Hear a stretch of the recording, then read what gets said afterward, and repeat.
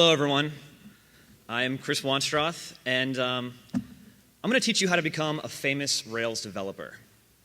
A Ruby Rockstar or a Code Ninja. It's not really that hard. It just takes laser-like focus and a bit of patience. I should say up front that you don't need to worry about having any programming skills or 10,000 hours of practice. That doesn't matter. It's very easy to fake. The first thing you do need is a blog. Not just any blog. You need a blog with personality. And it doesn't matter if the blog's personality even matches your own. And the most important part of any blog is the name, clearly. It can't be John Blogs. Or, maybe it can. That might be retro cool at this point. But you understand my meaning. Don't settle on a name you're not happy with, because if you do things right, you're never going to hear the end of it. It's like choosing a band name or naming a child. Make sure it's something people will remember. And try not to make it too Railsy. That's limiting. You need to make it your own. It's your blog, after all. I shouldn't have to say this next step, but I'm going to have to anyway. Never use a default blog template. Come on. You're shooting yourself in the foot. And here's why. You'll eventually be posting quality content on this blog of yours. Not right away. We don't want to get ahead of ourselves.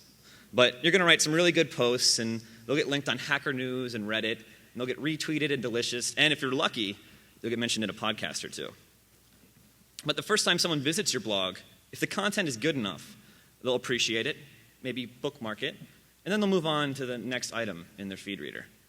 The second time that same person visits your blog, if the design is unique and the personality shines through the content, they'll remember.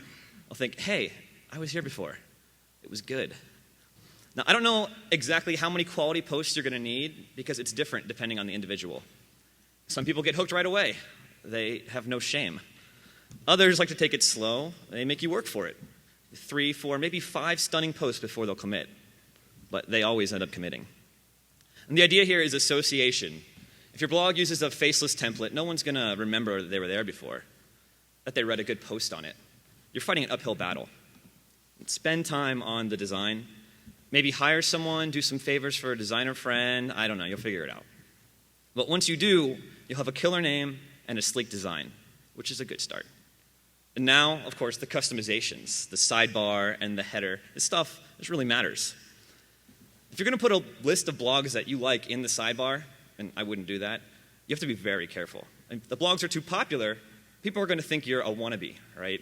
But if they're too obscure, they might think you hang out with the wrong kind of crowd. I think it's better to be safe and just ignore the whole thing completely. In fact, I'd keep the sidebar very sparse, very sparse. No tag clouds or recent comments or recent posts. Maybe just the archive listed out by month. And listing projects you're interested in might be okay. And your email address. People are going to want to email you. But like I said, keep it sparse. You don't want to distract from the content. Also, never use Google Ads, because you'll eventually want to join an ad network and get sponsored. The Google Ads just cheapen the real estate. Now, the header is important because it's the first thing people see. A picture of you, it's probably best. Something fancy. But if you can't fit it in the header, the sidebar works equally well. Remember, people need to recognize you. They need to know that you're that John from John Blogs. And as for the content, you need to decide on your tone. What I would do is make a list of 10 or so famous Rails developers, maybe in a spreadsheet, and pick one-word adjectives to describe each of their tones. Go through the list and figure out the combination that works for you. Are you zany and spontaneous, professional and inspiring, offensive and verbose? Pick 2 traits that you think you could pull off. Write them down. And this is now the tone of your blog. So the final step before the actual blogging is the rules. You need to set guidelines for your blog, rules about the content. And if HashRocket starts consulting Scala, can you chime in on the controversy? Can you pen a post about the great new Twitter client you downloaded for your Mac? What about your experience with the Android SDK? Are you focused on code, the community, your observations, or just esoteric tricks? And I would stay away from the esoteric tricks as a core competency, but you can occasionally indulge in order to maintain your street cred. And so the important thing about these rules is they help establish consistency. You don't want to post about a neat OAuth library and then never mention it again. That confuses people. They crave structure. Give it to them. All right, so now we can start blogging. But we're not really blogging yet, even though we're making posts. We're just practicing. Every day you need to write a post, and it doesn't matter what about. No one's going to read them. But you need to practice writing and perfect your tone. Give your blog a personality. What to post? Anything. Instead of making a gist of your cool little code snippet, post about it on your blog. Add an amusing anecdote about the background. But don't drone on and on about it, unless, of course, that's your tone. The great thing about starting a new blog is you can go back and look at all the old gists, old plugins you wrote, crazy rake tasks, and you can pretend them they're brand new. Write them up, make a post. It's new to everyone else. Another really neat trick is to look what other bloggers are doing, popular libraries or techniques they've pioneered, and improve on them just a little bit. That way they do most of the work, but because you made it better, you can grab some of the spotlight. It's a personal favorite of mine. So talk about testing. You can lament about the lack of something. And maybe you could even start trouble with another blogger's code. It didn't work for you, so it sucks. And after a few weeks of this, we can start getting serious. But in the meantime, what are you guys going to do about your Twitter accounts? You have one, right? You don't want to mindlessly just tweet your blog post. That's a huge turnoff. And you don't want to tweet that you just started blogging because there's nothing there and it's a missed opportunity. Instead, I would change your Twitter design, like the background, the link colors, and all that stuff, to match your blog. Make them complement each other. You dress for success. And be cool. That way you're not just some random Rails developer. You're the author of John Blogs. You're that John. Make sure your avatars are facing it too. In fact, why don't you dust off trusty Photoshop and make one of those social backgrounds for your Twitter account? You know, the ones I'm talking about with all the links that you can barely read and certainly can't click. The backgrounds let people know you mean business and how to conveniently find you. And your tweets, they should probably follow the tone of your blog, and this is the fun part, they don't have to follow the rules. Let people know the real you, like a reality show. So moving along, you're set up, you're tweeting, you're blogging, you're feeling good, it's time to strike. Your first post that you think really sings, you should put it out there. Tweet it, post it to the social news sites, get it on RubyFlow. Do it early in the morning on a weekday, Eastern Standard Time, because people love refreshing Reddit while they're at work. Don't expect too much, though. There's no such thing as overnight success. We still have a lot of work to do. And one way to get eyeballs and readers is to release simple, useful code by way of terse, to-the-point blog posts. Show people the problem, show them the solution, tell them how to install it, and provide them with a way to download it. Another way is to rant, but you have to do that a lot. As far as identifying and releasing simple, useful code, don't spend too much time thinking about it. Go about your day, your normal routine, but keep an eye out for things causing you pain, things causing your coworkers pain. An annoying kink in your deployment, repetitive and error-prone security practices, a bug in the authentication plugin you're using.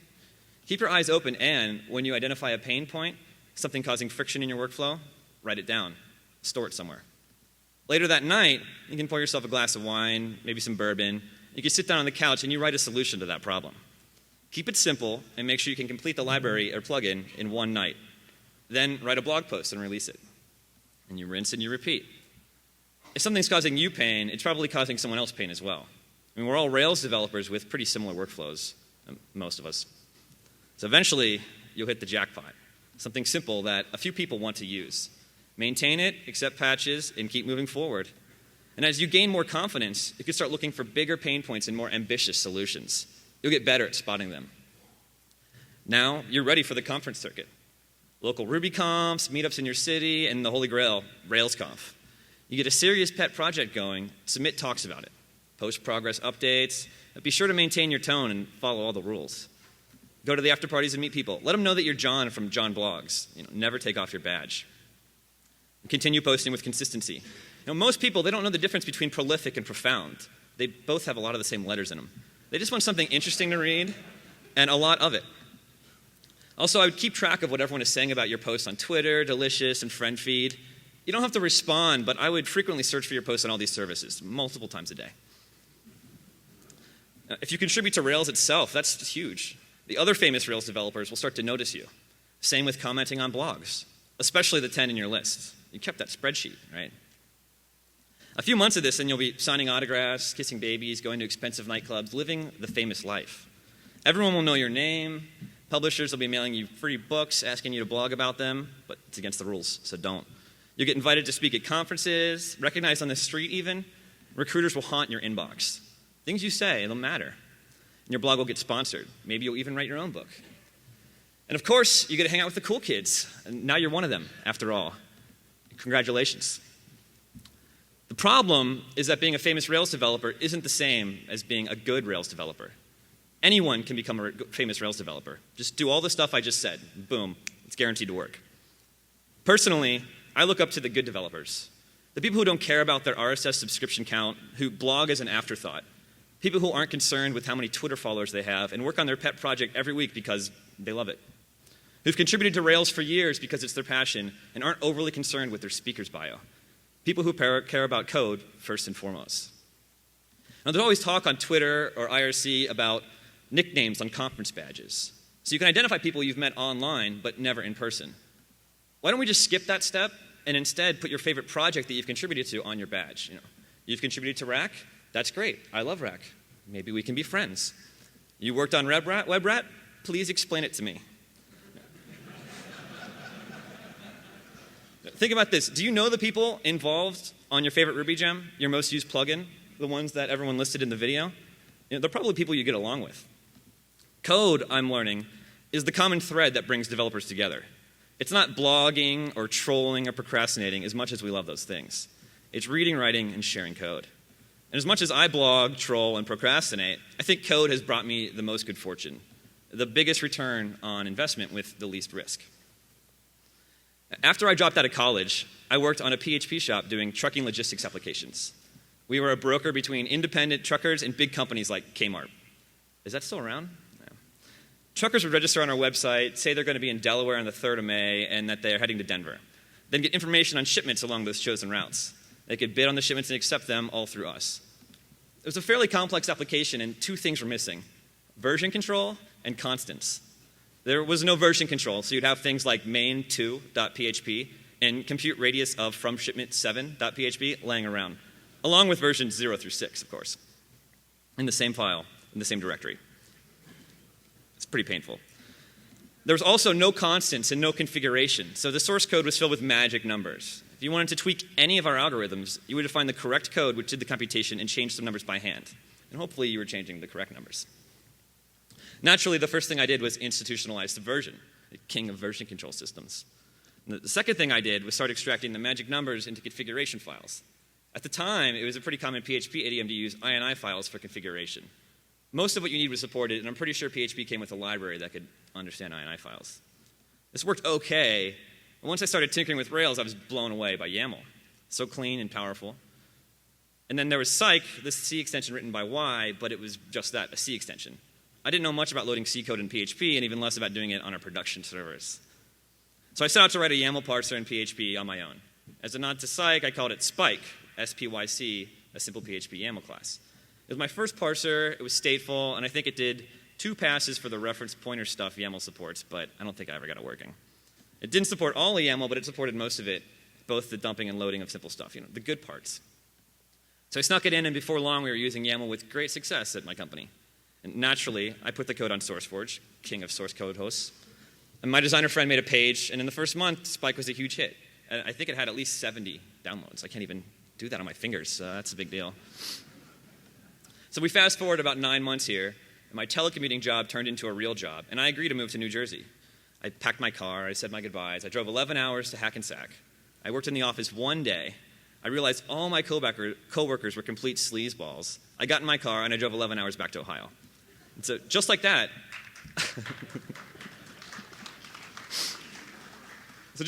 I was an unemployed college dropout.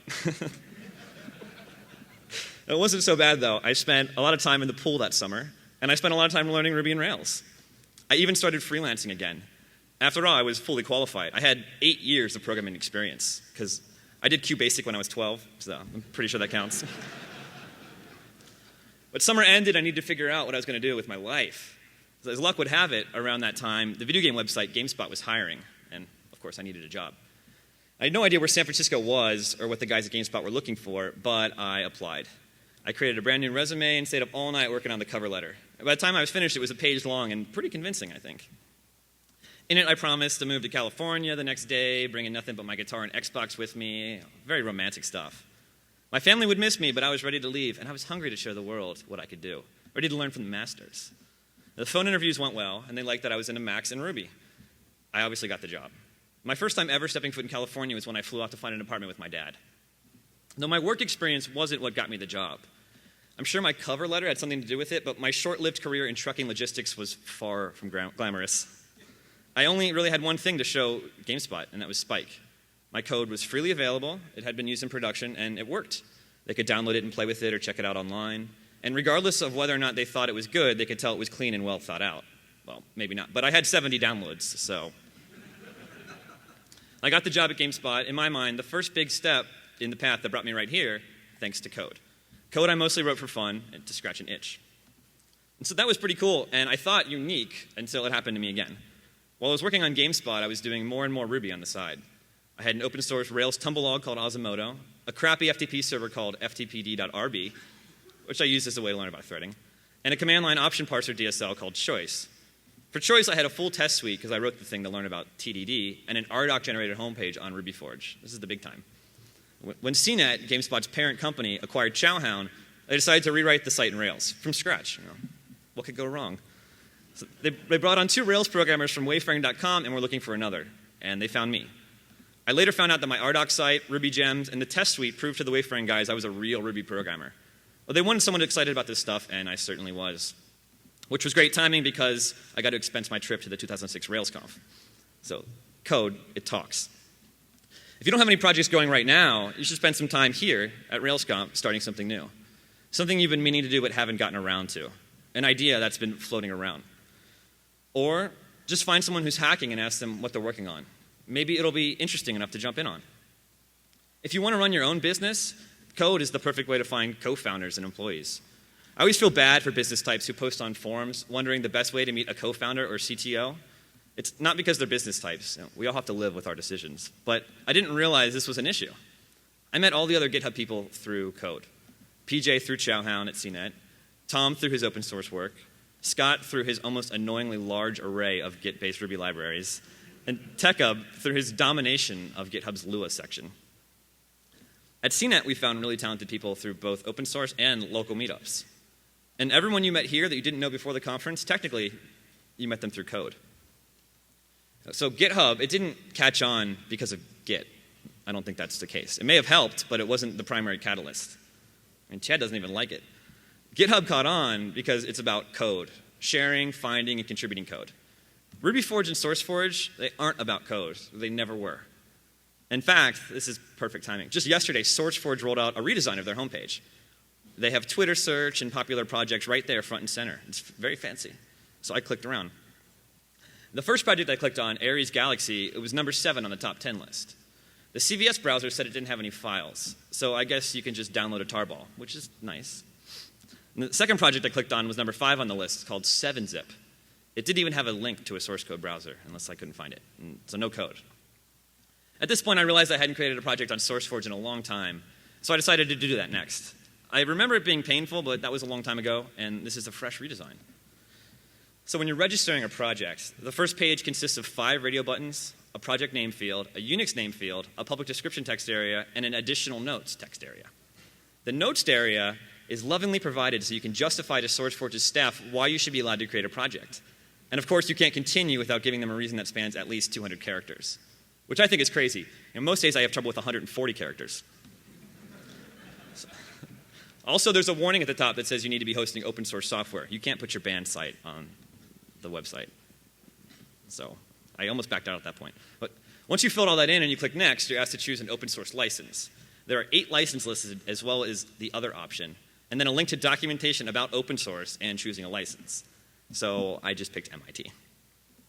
Page 3, you're asked to assign your project at least 5 categories. Category options are things like programming language, Ruby, user interface, DirectX, or development status, beta. I picked 4 pretty easily, but had legitimate trouble with the 5th, ending up with topic, religion and philosophy, New Age. It's quite apt if you think about it. So on the final registration page, you're asked to read about what open source means, the site's terms of service, and then submit the project for approval. Not too bad. So upon submission, you're thanked, and then you're told to just wait 1 to 2 to 3 business days. So I obviously have an interest in lambasting a competing site, but this sign-up form is one of the reasons that we started GitHub. Once you have an account, creating a GitHub repository is, I think, simple. We ask for the project's name, short description, and a URL. Under those 3 fields are 2 radio buttons. Is it public or is it private? The only thing that's required is the project's name. You can change any of the fields later, and there's no approval process. You instantly start sharing code. So between deciding to share your code and actually sharing your code, SourceForge provides a 4-page registration form and a 1 to 3 day wait. Yet their documentation on open source software states, the essence of the open source development model is the rapid creation of solutions within an open, collaborative environment. Right. So here's my suggestion for SourceForge, because I want this to be productive. They should cut out their registration process, they should cut their registration process down to a single page, remove the 200-character please host my project plea, be more lenient on the categorization, suggest an open source license for you, and then allow you to change any of those things after your project's been created. They should also make project creation instant and run it through a spam filter, or have the people they pay to manually read over and approve every single project submission. Instead, just look at a list of recently created projects and flag the ones that seem suspicious. It seems to me that all the steps and required forms are just ceremony, slowing you down and getting in the way of what you actually want to accomplish. Do they add value? Certainly not. And if there's one thing I've learned from Rails, it's to get the hell out of the way and let people focus on the task at hand. Reduce friction. Newton's first law of motion, as commonly written, it makes 2 statements. An object at rest tends to stay at rest, and an object in motion tends to stay in motion. It's often referred to as the law of inertia. And inertia, for those of you who don't remember or didn't take high school physics, is an object's tendency to resist changes in its state of motion. It's simple, obviously. So if you kick a ball, it'll eventually slow to a stop, but it doesn't want to. Friction created by moving over the ground and through the air acts against the ball, conspiring to stop it at all costs. The more friction you remove, the further the ball will go and the longer it will take to slow. This idea of friction, it's a lot like the inverse of productivity. Being productive means getting things done efficiently and effectively. Friction keeps you from doing those things, slows you down, conspires against you, wastes energy. And very often, friction costs you money. A few months before the second RailsConf, I left Chowhound and CNET to start a consulting company with PJ Hyatt. We knew how to code, we thought we knew how to blog, but we didn't know anything about starting a business. So we did some research. Apparently there are companies you can pay to set up a business for you, very officially. They'll even send you a leather binder with your company's name embroidered on it in gold ink. And there are people you can pay to do your accounting for you. We'll call them accountants. So these are 2 of the most important investments you can make when starting a new business. Having professionals file the paperwork and handle the numbers. And it's not just because they actually know what they're doing. Would you pay $100 an hour for an untrained accountant? Because if your consulting rate is $100 an hour and you do your own accounting, that's exactly what's happening. Same thing for setting up a business. All the time you spend researching, filling out paperwork, mailing in forms, driving to Sacramento, finding a notary, it adds up and becomes expensive if you do it on your own. Unless, of course, your time is worthless. But you're here, so it isn't. And because your time isn't worthless, that means repetition, tedious grunt work, and excessive configuration all cost you money. Well, and time. I guess time's important too. But I think a key part of being a good developer is the ability to identify these pain points and remove them to streamline a given process. Rack, for example, is great because it makes interfacing with web servers so easy. Git's branching and merging are always touted as a selling point. And we all love Rails because it makes most of the tedious stuff go away. Testing is famous because, well, bugs and bad design are just the worst. So let's follow these examples. Let's create more projects that scratch an itch or ease some pain. Let's stop obsessing about which test framework to use and start obsessing about building sites that solve problems. Let's stop arguing about languages and continue improving our favorite ones. Let's stop blogging lengthy tutorials to get RSS subscribers and start contributing to official documentation efforts. Let's focus more on code and less on talk. More on the community and less on ourselves. And actually, I think we're already on the right track. The Ruby Heroes Award are a great idea, and I think are being given to the right people. Sites like RubyFlow and even Twitter make it easier than ever to find new, interesting projects. The calendar about nothing makes it so simple to find passionate developers and peek at what they're working on, while RailsCast and DocRails are some of the finest documentation efforts in any community. So yeah, more of that. After all, do we really want to be rock stars like Kid Rock or Axl Rose? People who are famously unreliable, who have reputations for degrading their fans and are renowned for their planet-sized egos? I think I'd rather work with and be a good developer. Well, thank you.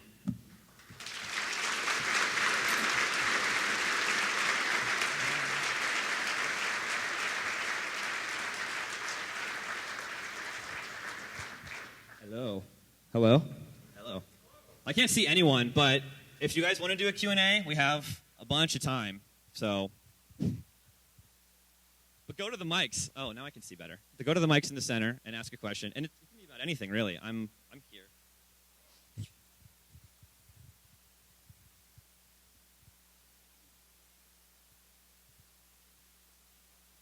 I'll pay you.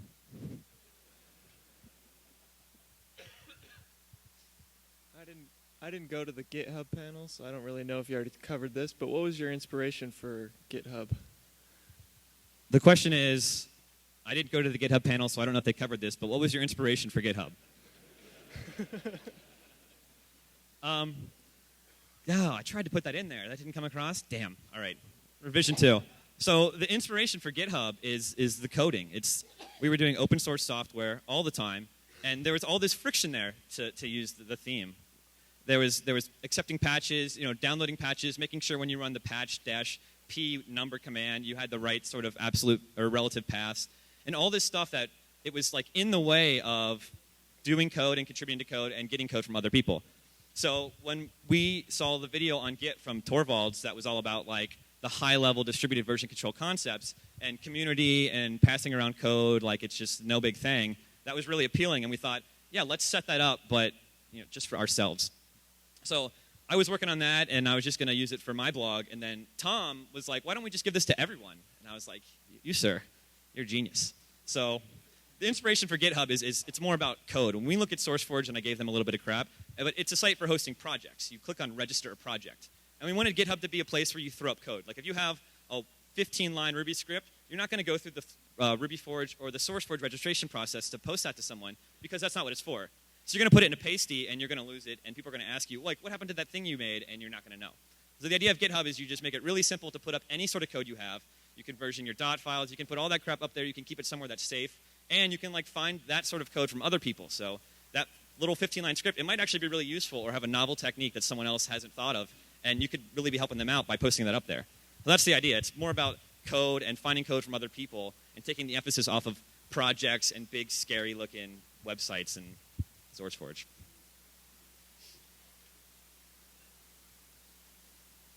Hi. Hi. This is funny because I talk to you all the time, but I have a question I haven't actually asked you, and I think it'd be interesting for everyone. You develop all these interesting little pieces of software. Then you have a job, and not only do you then practice the guitar, but you create these. Chris is a metal guitarist. I don't know if everyone knows that. I'm sure they don't, and maybe he doesn't want you to know. But then he creates all of these really intricate pieces of music where he's got drum sequencing and all this other stuff and layers of guitars. And I know that each and every one of these things you do, if you just took one of them, would take me probably all of the time and energy that I have. So I'm wondering how you do this in one lifetime worth of time. Like you only have one human. How do people like you do it? I outsource most of it.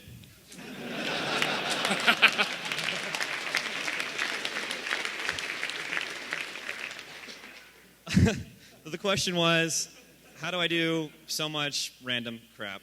I think, to paraphrase, I play guitar and I work on GitHub and I do open source and I try and make that happen. And the answer is, I think all of us do that. It's just that, I post my music on the internet and I post all my code on the internet. I think a lot of people are more productive than they think, but they're just not, they don't have a venue to share it, or they don't even know that it's something worth sharing. And, we all have the same amount of hours in every day. And I watch a lot of TV and sit around a lot too. So I'm not some super hacker that's not sleeping all the time. I think it just has to do with the internet. I'm into sharing. I'm into GitHub. Anything I ever write, I want to put on GitHub. If you guys didn't see the tweet, I've been running a Git Jor server this whole time. And I think you could probably clone some of my projects. But yeah, I think that I don't really do anything more than anyone else, and I don't think I have a better work ethic. I think I just, I talk a lot, so people hear about it. Is there any more questions? Yes. What do I watch on TV? Dude, Legend of the Seeker. Come on. Anyone? Yes. That's all I want to say. That's the best one by far. That's the only one worth talking about. So I've got a question for you. You guys have built a bunch of tools that are used by non-Rubyists, and but are mainly built in Ruby. So how can we promote Ruby use outside of the Ruby community? Can you repeat that? I couldn't really hear it. Sure. My question is, you guys, how can we promote Ruby use or use of Ruby tools by non-Rubyists, which you guys have in essence done? How do we promote Ruby tool uses by non-Rubyists? I mean, did we do that? Are you talking about GitHub itself or some of the auxiliary stuff? Both. Both. You know what I think, whenever I find like a cool Python script that has a really nice use case and I need to do like easy install and figure out this like the cheese shop and stuff like that, it's really kind of complicated and it's not easy to do. And I think it's probably the same way for people coming in to Ruby with Ruby gems. I mean, Ruby gems is one of the reasons I fell in love with Ruby because it's so easy and so simple and you can just pull in your dependencies. But that's because I installed Ruby and then I installed Ruby gems and I was like set up in my Ruby dev environment. I don't know that that is necessarily the easiest or most well-documented way to install projects for non-Rubyists. So I think what we've tried to do in a couple scripts, I've just had like, copy and paste these commands and this is how you install it and that sort of thing. Mainly it's about, if they have a Mac or they have Linux, they probably already have Ruby installed. And so just try and make the sort of dependency hell that we can kind of get ourselves into when building Ruby gems and big ambitious projects as simple as possible. Use as much of the standard library as you can, or try and even vendor in gems that you require if you need to, just to try and like remove the friction of the whole packaging process and just get it down to them getting the code and using it and not having to really care so much that it's about Ruby. Quick follow-up. Do you think that's an important thing to do? Do I think it's an important thing to, yeah. All right. I think, I think it's important because we all want to write Ruby and we want to have people that don't use Ruby use our code because we want everyone to use our code. So yeah, the easier we can make that, the better. And if anyone has any ideas for that, we'd love to like have GitHub help out any sort of cross-language uses, get people who don't know Ruby using your command line scripts and that sort of thing. I've never asked you a question before. This is the voice of God. No, I'm sorry. Why do you spend all your time doing? No, I'm kidding. No, the question I have actually, and it was something that when you were talking about the design of GitHub, the thing that I didn't hear you mention, but I've heard a lot of people mention, you focus GitHub actually around the community. You say it's around the code, and it's the code through people, but it's really focused around people. The accounts are people, which is actually the opposite of the way things like SourceForge and RubyForge work.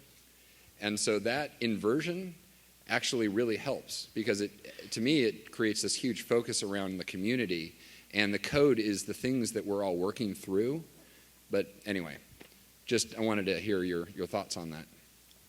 Where were you when I was writing this thing? No, the question was I don't know. Actually in Virginia. But anyway, the question was that, it was GitHub. I said it was about code, but really it's all about having your username and then having your project scoped to your user account. So in a way, it's more about users than RubyForge or SourceForge, which are really about projects and code, and the users are second class. I don't think you have avatars on SourceForge. Maybe you do now, but that sort of thing. GitHub, it's a little bit more like cartoony and happy, and you see faces of people that you probably don't want to see their faces of.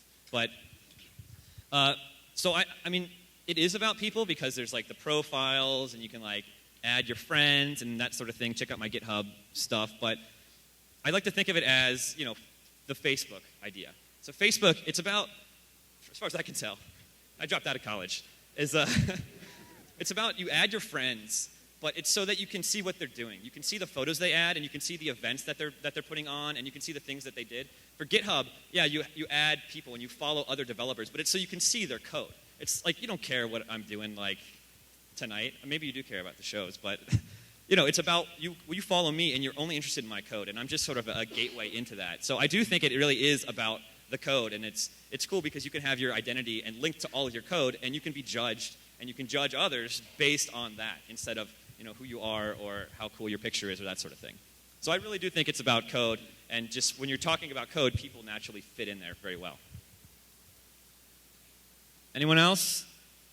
Last call. All right, thank you guys so much.